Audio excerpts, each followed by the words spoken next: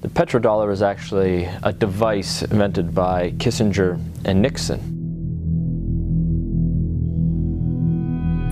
The standard of living of all Americans can be traced back to here, the vast oil-rich deserts of Saudi Arabia. In the early 70s, after the Arab crisis happened with the oil embargoes, OPEC basically tripled the price of oil to the Western world. And at that time, America realized that they were vulnerable because they were importing about 70% of all the oil they consumed.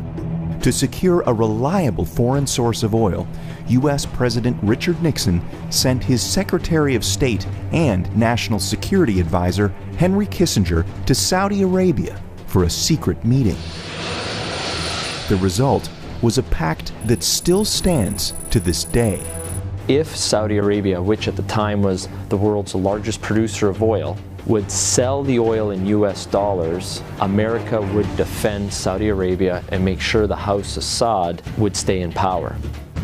As a direct result of this US-Saudi agreement, all other oil-producing nations also adopted the dollar as the de facto medium of exchange.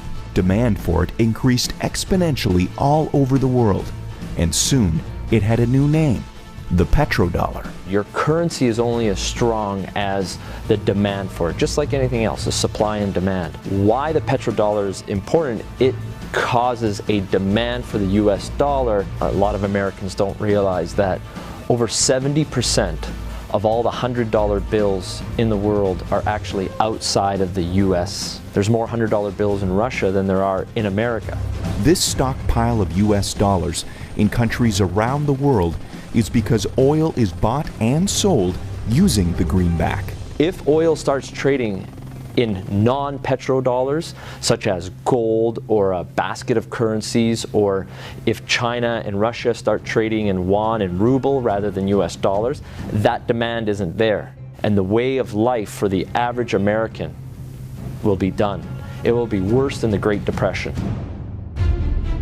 To date, anyone who's potentially threatened the status of the petrodollar hasn't fared well. Libyan strongman Muammar Gaddafi publicly pushed for a Pan-African gold-backed currency that he would trade for Libya's oil.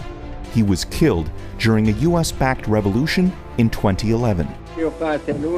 And just a few short years before, Iraqi dictator Saddam Hussein advocated selling oil for euros. At this hour, American and coalition forces are in the early stages of military operations to disarm Iraq. The U.S. invaded under the guise of looking for WMDs. Iraq did not have any weapons of mass destruction, and interestingly enough, after the Americans invaded, took over, put in their own government, the whole concept of selling oil in euros never surfaced again.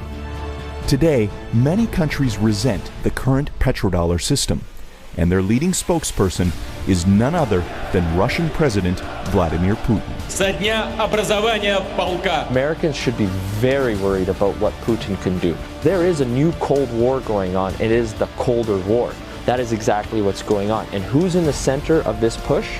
Vladimir Putin. And the petrodollar is so crucial to the Colder War. The only thing holding America right now at the top is the petrodollar. And let me make it very clear. If the petrodollar dies, so does America as a superpower.